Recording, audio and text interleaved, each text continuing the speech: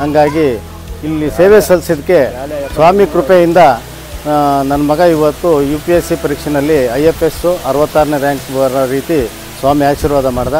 ನನಗಷ್ಟು ಸಾಕು ಸ್ವಾಮಿ.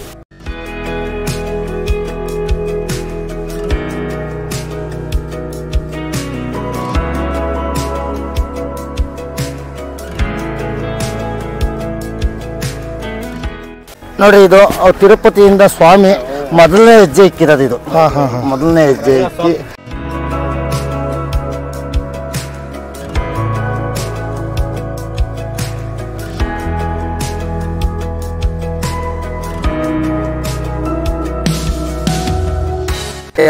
ಎರಡನೇ ದಿವಸ ಇಲ್ಲಿ ಗಜೇಂದ್ರ ಮೋಕ್ಷ ನಡೀತೈತೆ. ಅಂಕುರಾರ್ಪಣ ಆದ ಬೆಳಿಗ್ಗೆ ಗಜೇಂದ್ರ ಮೋಕ್ಷ ಆಗುತ್ತೆ.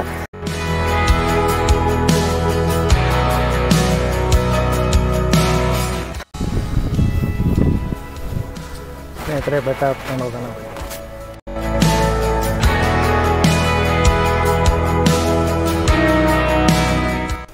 ನಮಸ್ಕಾರ ಸ್ನೇಹಿತರೆ, welcome to our channel travel and taste.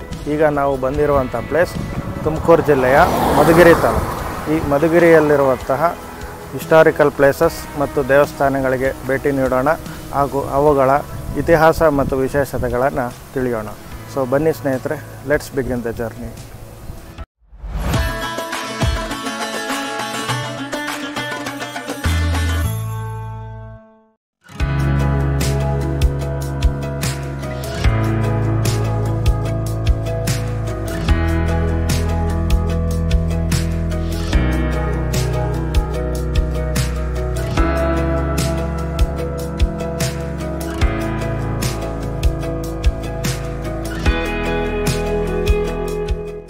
ನಮಸ್ಕಾರ ಸ್ನೇಹಿತರೆ, ಈಗ ನಾವು ಮಧುಗಿರಿಯಿಂದ ಬಂದಿರುವಂಥ ಪ್ಲೇಸ್ ಮೀನಗೊಂದಿ ಮಲೆ ರಂಗನಾಥ ಸ್ವಾಮಿ ದೇವಾಲಯ. ಬನ್ನಿ ಈ ದೇವಸ್ಥಾನದ ಇತಿಹಾಸ ಮತ್ತು ವಿಶೇಷತೆಗಳನ್ನು ತಿಳಿಯೋಣ.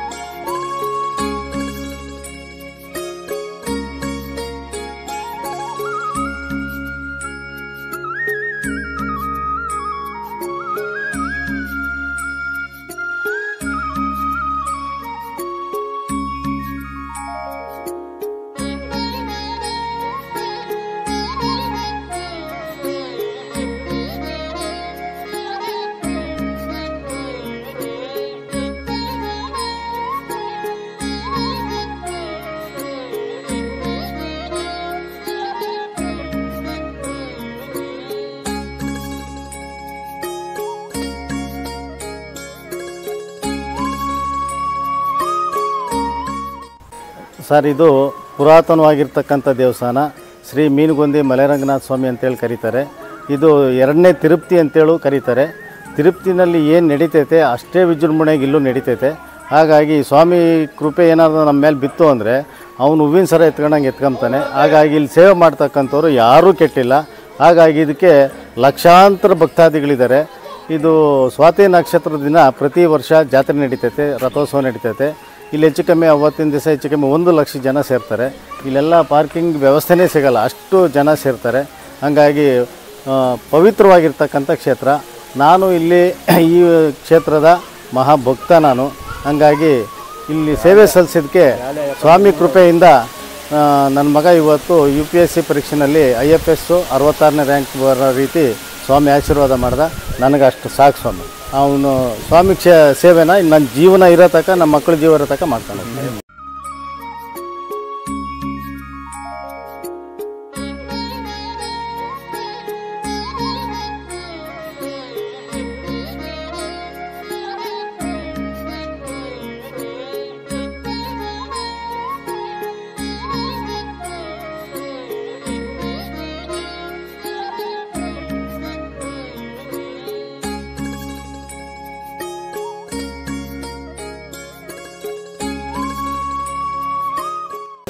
ಭೃಗು ಮಹರ್ಷಿ ಕಾಲದಲ್ಲಿ ಸ್ವಾಮಿಯು ಇದಾದ ಪ್ರಪಂಚ ಪರ್ಯಟನೆ ಮಾಡಿದಂಥ ಸಂದರ್ಭದಲ್ಲಿ ಇಲ್ಲಿ ಮೇಲ್ಗಡೆ ಮೀನುಗುಂದಿ ಮಲೆರಂಗನಾಥ ಸ್ವಾಮಿ ಮತ್ಸ್ಯಾವತಾರದಲ್ಲಿ ಉದ್ಭವ ಮೂರ್ತಿಯಾಗಿ ಇಲ್ಲಿ ಅಂದರೆ ತಿರುಪತಿಗೆ ಬರಬಾರ್ದು, ಬಹುದೂರ ಆಗುತ್ತೆ ಭಕ್ತಾದಿಗಳು ಅನ್ನೋ ಒಂದು ಉದ್ದೇಶದಿಂದ ಮಹಾವಿಷ್ಣು ಅಲ್ಲಿ ನೆಲೆಗೊಳ್ತಾನೆ. ಜೊತೆಗೆ ಅವತ್ತಿನ ಕಾಲ ಕ್ಲಿಷ್ಟಕರ ಪರಿಸ್ಥಿತಿ. ನಾನು ಇಲ್ಲಿ ಚಾರ್ಜ್ ತಗೊಂಡಾಗ ಇಷ್ಟೊಂದು ಜನ ಬರ್ತಿರಲಿಲ್ಲ. ಇತ್ತೀಚೆಗೆ ಈ ವಿದ್ಯುನ್ಮಾನಗಳು ಮಾಧ್ಯಮಗಳು ಎಲ್ಲ ಜಾಸ್ತಿ ಆದ ಸಂದರ್ಭದಲ್ಲಿ ಸಿಕ್ಕಾಪಟ್ಟೆ ಜನ ಬರ್ತಾಯಿದ್ದಾರೆ. ಮೇಲ್ಗಡೆ ಉದ್ಭವ ಮೂರ್ತಿ ಇದೆ, ದೊಣೆ ಇದೆ, ಪವಿತ್ರವಾದ ದೊಣೆ ಇದೆ. ಮತ್ತು ಜೊತೆಗೆ ಇಲ್ಲಿ ಕೆಳಗಡೆ ಒಂದು ದೇವಸ್ಥಾನ ಇದೆ. ಅಲ್ಲಿ ಉದ್ಭವ ಮೂರ್ತಿನ ದರ್ಶನ ಮಾಡಿದರೆ ಎಲ್ಲ ಸಕಲ ಕಷ್ಟ ಕಾರ್ಪಣ್ಯಗಳು ಪರಿಹಾರ ಆಗುತ್ತೆ ಅನ್ನೋ ಒಂದು ಇದಿದೆ. ಮತ್ತು ಜೊತೆಗೆ ಅಲ್ಲಿ ದೊಣೆಯಲ್ಲಿ ಸ್ನಾನ ಮಾಡಿದರೆ ನಾವೇನು ಅಂದ್ಕೊಂಡಿರ್ತೀವೋ ಅದನ್ನ ಆಗುತ್ತೆ ಅನ್ನೋ ಒಂದು ಭಗವಂತನ ಸಂಕಲ್ಪ ಇದೆ. ಎಲ್ಲರೂ ಇವತ್ತು ಅನುಭವ ರೀತಿ ಇದೆ. ತಿರ್ಗಿ ಜೊತೆಗೆ ಚೈತ್ರ ಮಾಸದಲ್ಲಿ ಪ್ರತಿ ವರ್ಷ ಸ್ವಾತಿ ನಕ್ಷತ್ರದಲ್ಲಿ ಇಲ್ಲಿ ರಥೋತ್ಸವ ಪಂಚರಾತ್ರಾಗ್ರಮದ ಪ್ರಕಾರವಾಗಿ 5 ದಿವಸ ರಥೋತ್ಸವ. ಮೊದಲನೇ ದಿವಸ ಅಂಕುರಾರ್ಪಣ, ಧ್ವಜಾರೋಹಣ, ಮತ್ತು ನೆಕ್ಸ್ಟ್ ದಿವಸ ಗರುಡೋತ್ಸವ, ಮತ್ತು ಕಲ್ಯಾಣೋತ್ಸವ, ಸ್ವಾತಿ ನಕ್ಷತ್ರದಲ್ಲಿ ಬ್ರಹ್ಮರಥೋತ್ಸವ, ಜಲಕ್ರೀಡೆ, ವಾಹನೋತ್ಸವ, ಇವೆಲ್ಲ ಕಾರ್ಯಕ್ರಮಗಳು ನಡೀತದೆ. ಕಟ್ಟ ಕಡೆಯ ದಿನ ವಸಂತೋತ್ಸವ ನಡೀತೈತೆ. ಎಲ್ಲ ವಿಶಿಷ್ಟವಾಗಿ ನಡೀತೈತೆ. ಇಲ್ಲಿ ನಾನು ಧರ್ಮಕರ್ತನಾಗಿ 24 ವರ್ಷ ನನ್ನ ಜವಾಬ್ದಾರಿ ತಗೊಂಡು ನಾವು ತಲತಲಾಂತರದಿಂದ ನಾವು ನಡ್ಕೊಂಡು ಬಂದಿದ್ದೀವಿ. ಅಂದರೆ ನಮ್ಮ ಇಲ್ಲಿ ರಂಗನಾಥನ ಸಂಕಲ್ಪ ಏನಂತಂದರೆ, ನಮ್ಮ ವಂಶದಲ್ಲಿ ಯಾರಾದರೂ ಇಬ್ಬರು ಗಂಡು ಮಕ್ಕಳು ಹುಟ್ಟಿದ್ರೆ ಇಬ್ಬರು ಉಳಿಗಾಲ ಇಲ್ಲ, ಒಬ್ಬನಿಗೆ ಮಾತ್ರ ಉಳಿಗಾಲ ಇಲ್ಲ. ರಂಗನಾಥನ ಸಂಕಲ್ಪ. ಆ ರೀತಿ ನಾವು ಕೆಲಸ ಮಾಡ್ಕೊಂಡು ಹೋಗ್ತಾ ಇದ್ದೀವಿ. ಇಲ್ಲಿ ನಮ್ಮ ವೆಂಕಟರಮಣ ಸ್ವಾಮಿ ಪೂಜಾರು, ಮಧುಗಿರಿ ವೆಂಕಟರಮಣ ಸ್ವಾಮಿ ಪೂಜಾರು ಇಲ್ಲಿ ಆಗಮಕಕ್ಕೆ ಬರ್ತಾರೆ. ಅಲ್ಲಿ ಪಕ್ಕದಲ್ಲಿ ಯಾಗಶಾಲೆ ಇದೆ, ಕಲ್ಯಾಣಿ ಇದೆ. ಸುಸೂತ್ರವಾಗಿ ಎಲ್ಲ ಜಾತ್ರೆ ಮಾಡ್ಕೊಂಡು ಹೋಗ್ತಾರೆ. ಬಟ್ ಈ ಬಾರಿ 1 ರಿಂದ 1.5 ಲಕ್ಷ ಜನ ಇತ್ತು. ಸುಂದರವಾದಂಥ ತೇರನ್ನ ಅಲಂಕಾರ ಮಾಡ್ತಾರೆ. ಬೆಟ್ಟದ ಮೇಲೆ ಉತ್ಸವ ಮೂರ್ತಿನ ತೊಗೊಂಡೋಗ್ತೀವಿ. ಭಾಳ ಚೆನ್ನಾಗಿದೆ, ಬನ್ನಿ ನೋಡ್ರಿ. ಭಾಳ ನಿಮ್ಮ ಯೂಟ್ಯೂಬ್ ಮೂಲಕ ನಾನು ಆಶಿಸ್ತೀನಿ ಭಕ್ತಾದಿಗಳಿಗೆ.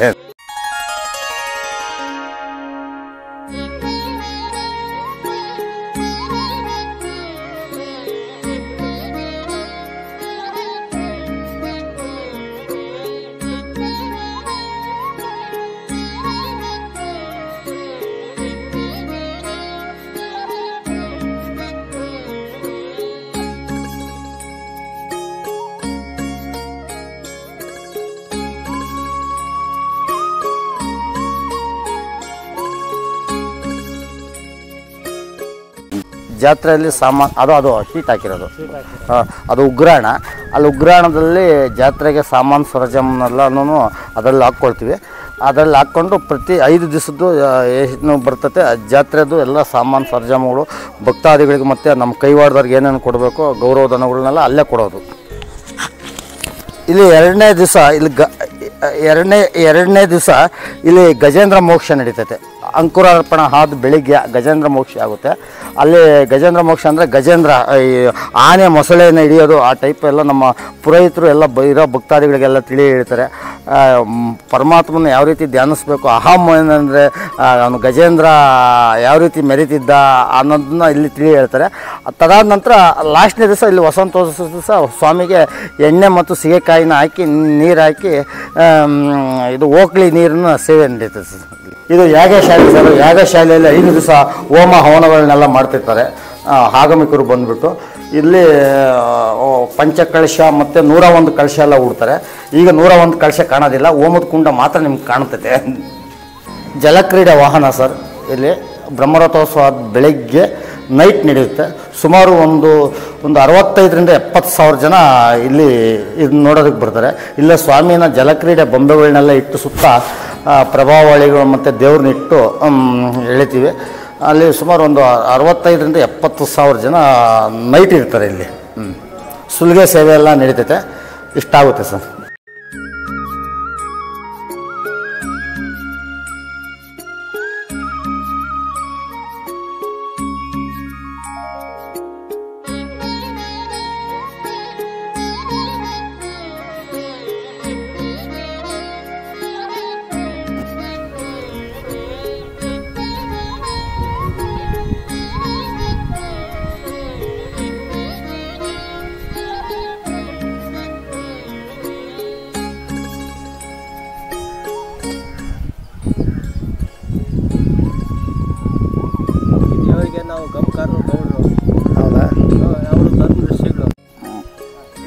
ಈ ಹಿಂದೆ ಈಗಿನ ಶಾಸಕರಾದಂಥ ಈಗಿನ ಸಹಕಾರ ಸಚಿವರಾದಂಥ ಕೆ ಎನ್ ರಾಜಣ್ಣನವರು ಭಕ್ತಾದಿಗಳಿಗೆ ಕುಡಿಯುವ ನೀರಿನ ವ್ಯವಸ್ಥೆ ಮತ್ತು ಭಕ್ತಾದಿಗಳಿಗೆ ಸ್ನಾನದ ವ್ಯವಸ್ಥೆಗೆ ನೀರಿನ ವ್ಯವಸ್ಥೆ ಸುಮಾರು 45 ಲಕ್ಷ ರೂಪಾಯಿ ವೆಚ್ಚದಲ್ಲಿ ನೀರಿನ ವ್ಯವಸ್ಥೆ ಬೆಟ್ಟದ ಮೇಲ್ಭಾಗಕ್ಕೆ ಶ್ರೀ ಮೀನುಗುಂದಿ ಮಲೆರಂಗನಾಥ ಸ್ವಾಮಿ ಬೆಟ್ಟದ ಮೇಲ್ಭಾಗಕ್ಕೆ ನೀರಿನ ವ್ಯವಸ್ಥೆ ಕೊಟ್ಟಿರುತ್ತಾರೆ. ಅವರಿಗೆ ನಮ್ಮ ಭಕ್ತ ಬಳಗದ ವತಿಯಿಂದ ಹೃತ್ಪೂರ್ವಕವಾದಂಥ ಅಭಿನಂದನೆಗಳು. ಸ್ನೇಹಿತರೆ, ಬೆಟ್ಟ ಹತ್ಕೊಂಡು ಹೋಗೋಣ ಬನ್ನಿ.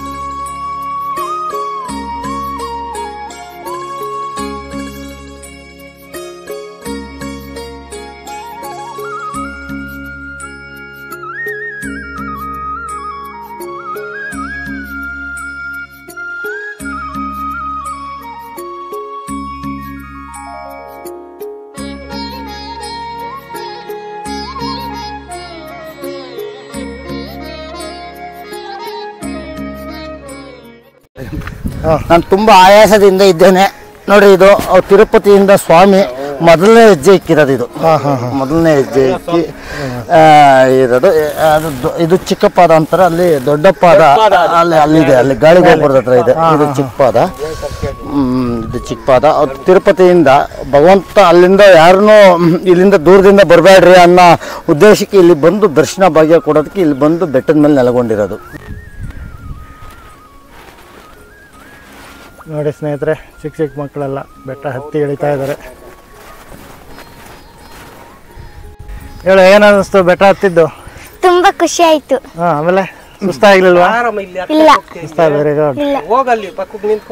ಹೇಳಿ, ದೇವಸ್ಥಾನದ್ದು ಏನನ್ನಿಸ್ತು? ಬೆಟ್ಟ ತುಂಬಾ ಖುಷಿ ಆಯ್ತು ಸರ್. ಸುಸ್ತೇನಿಲ್ಲ, ಚೆನ್ನಾಗಿ ಹತ್ತದ್ವಿ, ಕಷ್ಟ ಏನಿಲ್ಲ. ಹೌದಾ? ತುಂಬಾ ಖುಷಿ ಆಯ್ತು.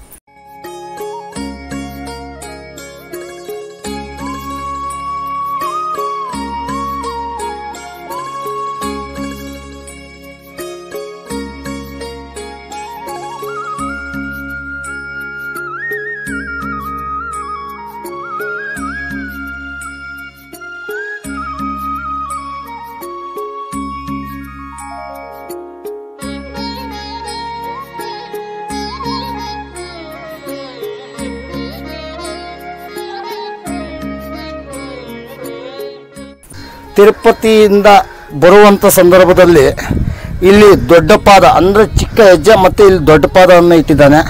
ಇಲ್ಲಿ ಒಂದು ಗಾಳಿ ಗೋಪುರ ಅಂದರೆ ಯಾವುದೇ ಆಧಾರ ಸ್ತಂಭ ಇಲ್ಲದೆ 4 ಕಲ್ಲು ಕಂಬಗಳನ್ನ ಯಾವುದು ಊಣಿಲ್ಲ, ಏನೂ ಇಲ್ಲ, ಸುಮ್ಮನೆ ಬಂಡೆ ಮೇಲೆ ಇಟ್ಟು ಅಲ್ಲಿ ಮೇಲೆ ಗೋಪುರ ಕಟ್ಟಿದ್ದಾರೆ. ಇದುವರೆಗೂ ಯಾವುದೇ ಗಾಳಿಗೂ ಮತ್ತು ಮಳೆಗೂ ಜಗ್ಗದೇ ಇದೆ. ಇದು ಭಗವಂತನ ಸಂಕಲ್ಪ ಅನ್ಬೇಕು. ಶ್ರೀರಾಮ ಮೀನುಗುಂದಿ ಮಲೆರಂಗನಾಥನ ಸಂಕಲ್ಪ ಅಂದ್ಕೋಬೇಕು ಅಂತ ನನಗೆ ಅನ್ನಿಸುತ್ತೆ. ನಮ್ಮ ತಂದೆಯವರು ಇದು ವಿದ್ಯುತ್ ಕಂಬ ಮತ್ತು ಬಂದ್ರಳ್ಳಿ ಬಿ ವಿ ನಾರಾಯಣಪ್ಪ ಅವರು ಗ್ರೂಪ್ ಪಂಚಾಯತಿ ಚೇರ್ಮನ್ ಆದಂಥ ಸಂದರ್ಭದಲ್ಲಿ ಕಬ್ಬಿಣದ ಕಂಬಗಳು ಎಲ್ಲರೂ ಕಬ್ಬಿಣದ ಕಂಬಗಳು ಅವೆ ಅಂತಂದರೆ ಇಲ್ಲೇ ನಮ್ಮ ಮಲೆರಂಗನಾಥ ಸ್ವಾಮಿ ಬೆಟ್ಟದಲ್ಲೇ. ಬಟ್ ಅವತ್ತಿನ ಕಾಲಕ್ಕೇನೆ ಅಚ್ಯುತರಾವ್ ಅಂತ ಒಬ್ಬರು ಇಂಜಿನಿಯರ್ ಇರ್ತಾರೆ. ಅವರು ಎಲ್ಲ ಪಾಪ 1976ನೇ ಇಸ್ವಿನಲ್ಲಿ ರಂಗನಾಥ ಸ್ವಾಮಿ ದೇವಸ್ಥಾನಕ್ಕೆ ಬೆಳಕು ಕೊಟ್ಟು ಪಾಪ ಅವರೆಲ್ಲ ಹಾಕಿಸ್ಕೊಟ್ಟಿದ್ದಾರೆ. ನಮ್ಮ ತಂದೆಯವ್ರದ್ದು ಇದೆಲ್ಲ ಇದು. ಬಟ್ ಅವರು ಹೆಗಲ ಮೇಲೆ ಹೊತ್ಕೊಂಡು ಬಂದು ಕಂಬಗಳೆಲ್ಲ ಹಾಕ್ಸಿರೋದು ಸರ್ ಅವಾಗ.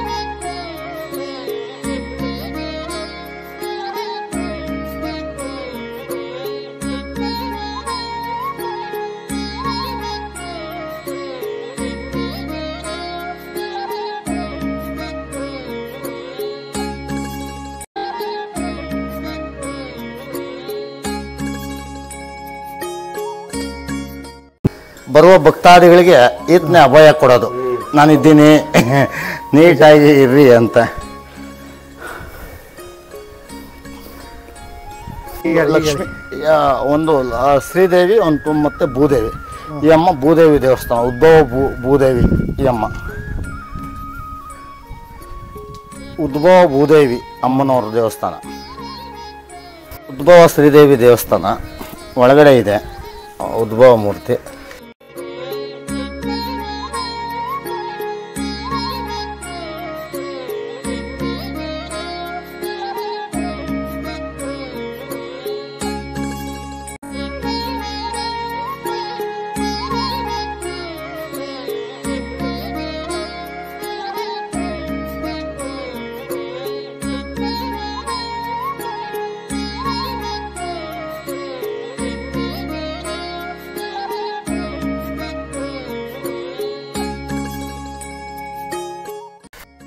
ನನ್ನ ಕಾಲದಲ್ಲಿ ಮಾಡೋರು ಈ 2010ನೇ 5ನೇ ಇಸ್ವಿಯಿಂದ ಇತ್ಯಾದಿಕ್ಕೆ ಎಲ್ಲ ಕೆಳಗಡೆ ಮಾಡೋದು, ಕೆಳಗೆ ಮಾಡ್ಕೊಂಡ್ಬಿಡ್ತಾರೆ. ಕೆಳಗಡೆ ಮಾಡ್ಕೊ ಅಂದ್ರೆ ಇದು ಒತ್ಕೊಂಡು ಬರೋದು, ಪಾತ್ರೆ ಸಾಮಾನು ತಗೊಂಡ್ರೆ ರಿಸ್ಕ್ ಆಗ್ಬಿಡ್ತು.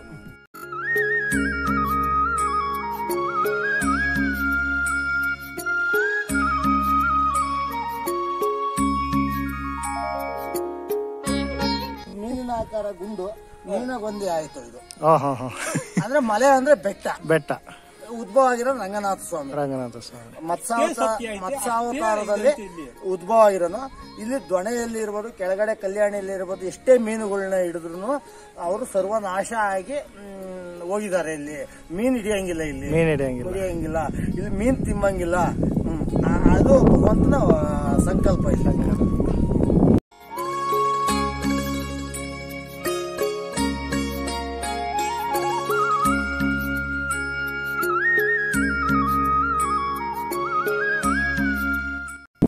ಸರ್ ಇದು ಪ್ರತಿ ಅಂದರೆ 365 ದಿವಸ ನೀರಿನ ಫಿಲ್ಟರ್ ನೀರಿಗೆ ಟಚ್ ಆಗೋಗಿರ್ತದೆ. ಅಂದರೆ ಬಟ್ ಈ ಭಕ್ತಾದಿಗಳ ಒಂದು ಉದ್ದೇಶ ಏನಂದರೆ ಈ ನೀರನ್ನ ತಗೊಂಡೋಗಿ ನಾವು ಮಕ್ಕಳು ಕುಡಿಸ್ತಾರೆ, ಎಲ್ಲ ಕುಡಿಸ್ತಾರೆ, ರೋಗ ರುಜಿನದಲ್ಲಿ ಭಾಳ ಒಳ್ಳೆಯದು ಅಂತ ಇಲ್ಲಿನ ಭಕ್ತಾದಿಗಳ ನಂಬಿಕೆ ಸರ್. ಹೌದು, ನಿಜ. ಫಿಲ್ಟರ್ ನೀರಿದ್ದಂಗೆ ಅದು.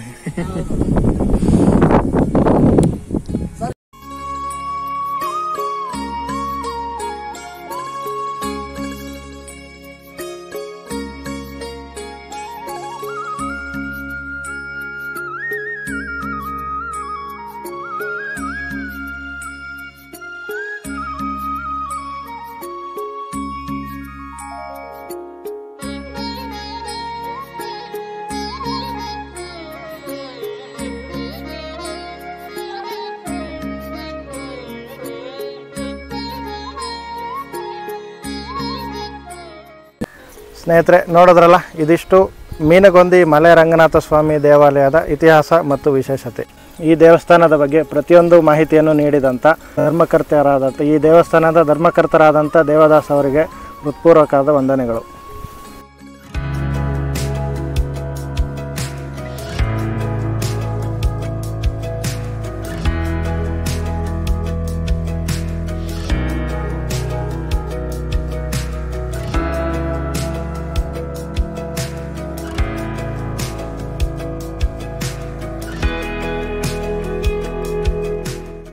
ಸೊ ಸ್ನೇಹಿತರೆ ನೋಡಿದ್ರಲ್ಲ, ಇದಿಷ್ಟು ಈ ದೇವಸ್ಥಾನದ ಇತಿಹಾಸ ಮತ್ತು ವಿಶೇಷತೆ. ಈ ವಿಡಿಯೋ ನಿಮಗೆ ಇಷ್ಟ ಆಗಿದ್ದರೆ ಲೈಕ್ ಮಾಡಿ, ನಿಮ್ಮ ಅಭಿಪ್ರಾಯ ಅನಿಸಿಕೆಗಳನ್ನು ಕಮೆಂಟ್ ಮೂಲಕ ತಿಳಿಸಿ. ಈ ವಿಡಿಯೋವನ್ನು ಹೆಚ್ಚಾಗಿ ಶೇರ್ ಮಾಡಿ, ನಮ್ಮ ಚಾನಲ್ಗೆ ಸಬ್ಸ್ಕ್ರೈಬ್ ಮಾಡಿ. ಥ್ಯಾಂಕ್ ಯು ಸ್ನೇಹಿತರೆ. Thanks for watching the video.